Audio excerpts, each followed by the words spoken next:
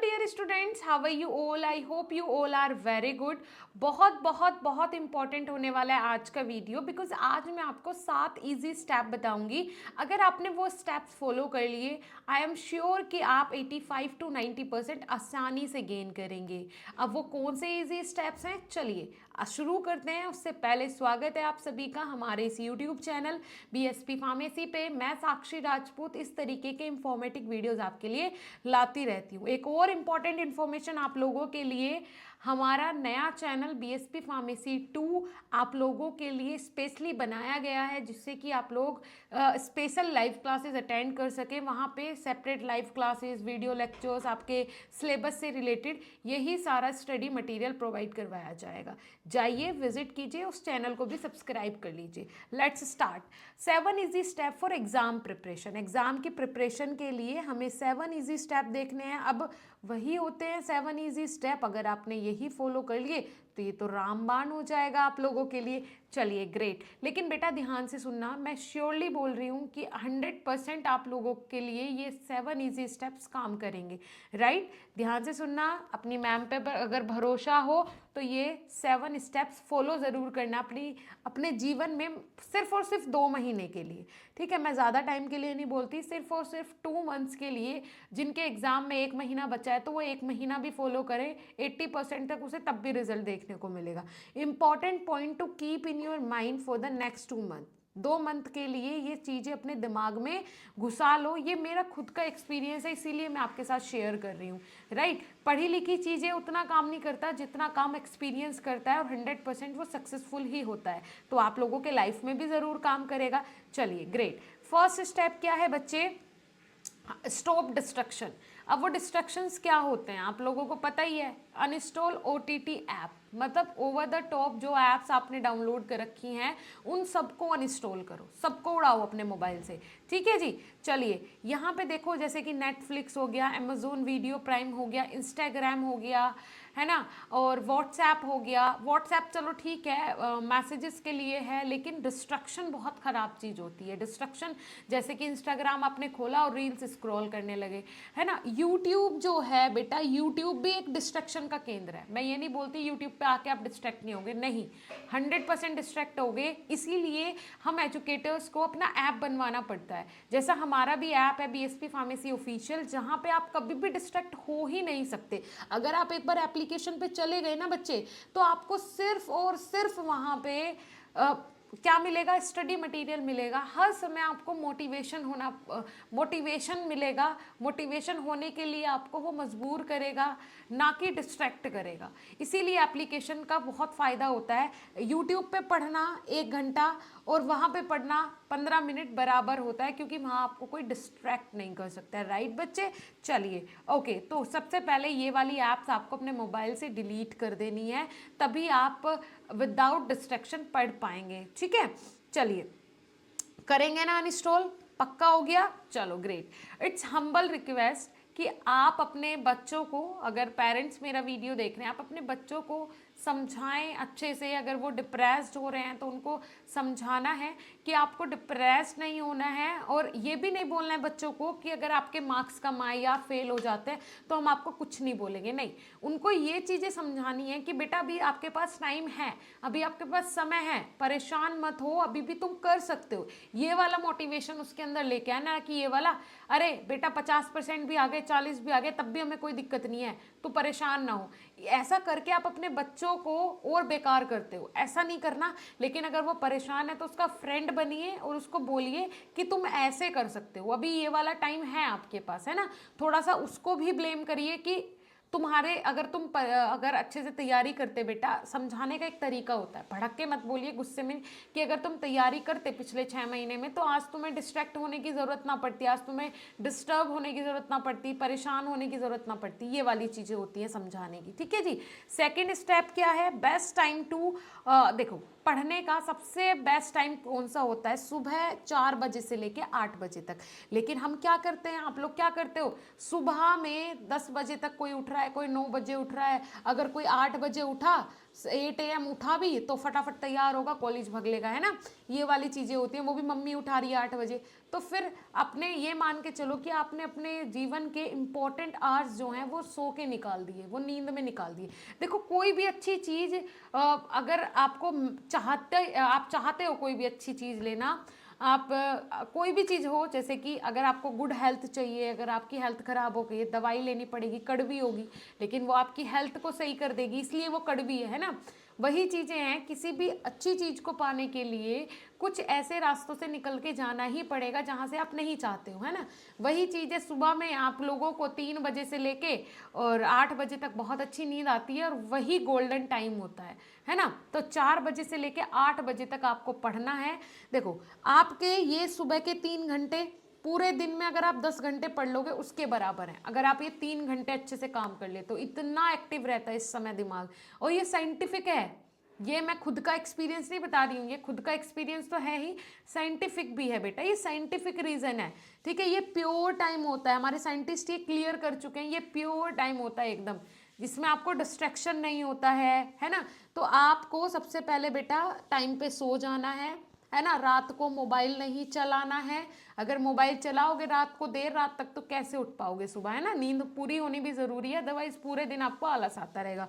Third step क्या है, 2 step clear हो गए और आप एग्री भी करते होंगे मेरी बातों से।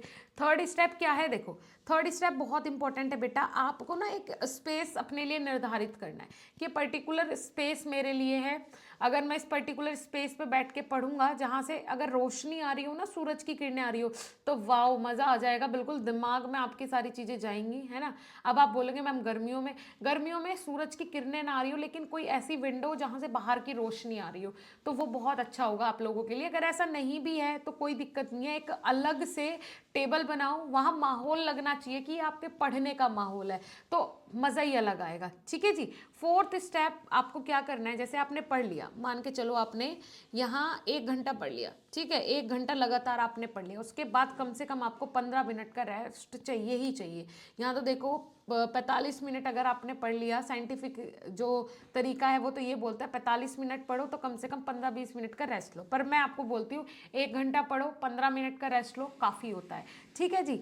चलिए रेस्ट में आपको ऐसा नहीं है कि आप मोबाइल चलाने लगो, नहीं, ये डिस्ट्रैक्ट करेगा आपको। आप थोड़ी देर वीडियो गेम खेल सकते हैं, अगर कोई बाहर बच्चा खेल रहा हो या कोई आपका ऐसा कोई कज़न ब्रदर या कोई भी हो, उनके साथ जाके फुटबॉल खेल सकते हैं, चेस खेल सकते हैं, लूडो खेल सकते हैं, मोबाइल नहीं चलाना है। किचन में जाके मम्मी के पास कुछ खा के आ सकते हैं, है ना, इससे आपका माइंड फ्रेश हो जाएगा। फिर 1 घंटे के बाद दोबारा से स्टार्ट करेंगे, है ना। फिफ्थ स्टेप क्या है बेटा, previous year question paper, most important, सबसे ज़्यादा ज़रूरी। अब हमने अपने आप को बिल्कुल अलग कर लिया है डिस्ट्रैक्शन से भी, हर चीज़ से। अब फिफ्थ स्टेप में आपको previous year question paper, last 4 साल के क्वेश्चन पेपर उठाओ, उनको सोल्व करो, है ना, विदाउट एनी चीटिंग। यहाँ तो आपको कोई मार्क्स देने वाला नहीं है, उन 4 क्वेश्चन पेपर को बेटा सोल्व करो, जिससे कि आपको पता चल जाएगा कि आप कहाँ स्टैंड कर रहे हो, कि अगर मेरा एग्जाम होता तो मैं कितने मार्क्स गेन कर सकता। वो 4 क्वेश्चन पेपर से आपको पता चल जाएगा कि आपका लेवल क्या है, राइट। अगर आपने वो सोल्व कर लिया आसानी से, मतलब आपकी तैयारी अच्छी खासी है ना। अगर आप बिल्कुल भी सोल्व नहीं कर पा रहे, मतलब अभी आपको मेहनत करनी की बहुत आवश्यकता है, डिस्ट्रैक्शन से दूर रहने की आवश्यकता है।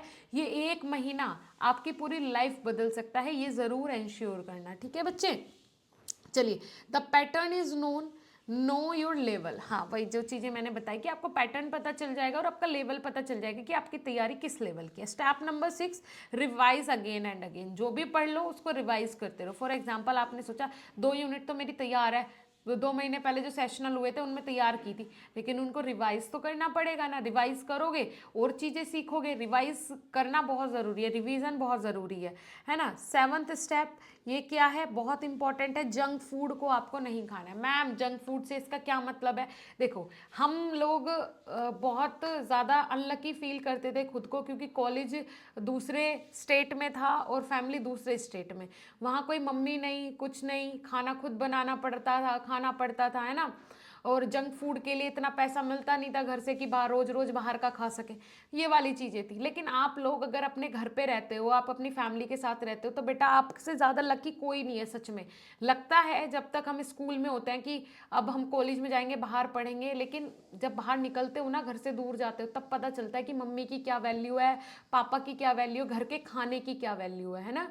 तो वो वाली चीज़ें हैं। तो आप लोगों को बिल्कुल इंश्योर करना है कि जंक फूड बिल्कुल नहीं खाना। जंक फूड खाओगे, तबीयत खराब हो गई, तो आप कितने दिन के लिए गायब हो जाओगे पढ़ाई से। और ये अभी आपका गोल्डन टाइम चल रहा है ना। और जंक फूड खाने से ना सुस्ती भी आती है शरीर में, क्योंकि वो बहुत ही बेकार ऑयल से, बहुत ही बेकार आटे से बनता है। तो इसीलिए आपको जंक फूड नहीं खाना है। अगर तबीयत खराब हो गई तो फिर पढ़ नहीं पाओगे। तो मम्मी जो घर पे बनाए टेस्टी टेस्टी फूड, वही खाना है हमें, है ना। चलिए, अब इन लास्ट, सबसे लास्ट मैं यही बोलूँगी, डोंट बी पैनिक। पैनिक नहीं होना है बिल्कुल भी। वॉट विल पीपल से, सबसे ज़्यादा यही डर लगता है। सबसे बड़ा रोग, क्या कहेंगे लोग। हमें सोचना ही नहीं है, 1 महीना अपना बेस्ट करते हैं, फिर देखा जाएगा जो होगा, है ना। ये वाला नीच आपको पकड़ के चलना है। In just an exam always remember that. ये सिर्फ एक एग्जाम है, हमेशा आपको दिमाग में यही रखना है। और ये मैं चुटकियों में निकाल सकता हूँ, ये भी आपको हमेशा सोच के चलना है, राइट बच्चे।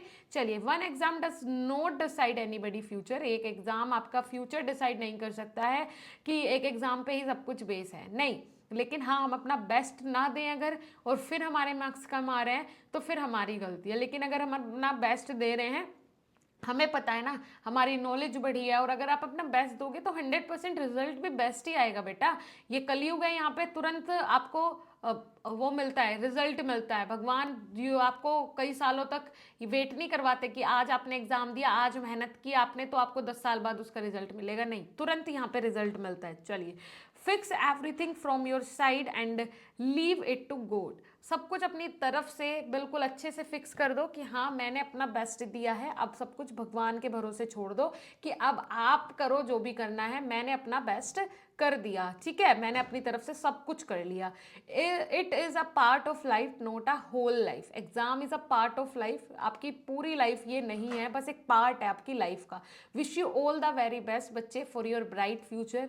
अगर कोई डाउट, कोई कन्फ्यूज़न हो तो आप हमें कॉल कर सकते हैं हमारे कोर्सेज से रिलेटेड, जो कि हमारी एप्लीकेशन पे अवेलेबल हैं। जाइए, विजिट कर लीजिए। कोई दिक्कत परेशानी होती है तो ऑलवेज बीएसपी फार्मेसी की टीम आपके लिए है। अब देखो, हमारे कोर्सेज में आपको डेली बेसिस पे live classes, recorded videos, notes, test series, important question, doubt session, ये सारी चीज़ें मिलती हैं हमारी एप्लीकेशन पे आपको। बी फार्मा के हर सेमेस्टर का, डी फार्मा का भी हमारा कोर्स लॉन्च हो चुका है, फर्स्ट ईयर और सेकेंड ईयर का। आप जाके वो भी विजिट कर सकते हैं, ज्वाइन कर सकते हैं। और बिहार में जो सिलेबस फॉलो होता है AKU यूनिवर्सिटी में, जिसमें कि काफ़ी डिफरेंसेस हैं as compare to PCI syllabus, तो उनका भी कोर्स हमारे पास बहुत ही जल्द आ जाएगा। तो बिहार के भी जो स्टूडेंट्स हैं, जल्दी चाहिए, ऐप को डाउनलोड कर लीजिए, क्योंकि अब आपको फ्रेश बिल्कुल स्टडी मटेरियल मिलने वाला है विद होम डिलीवरी नोट्स। जाओ, विजिट करो। Thank you.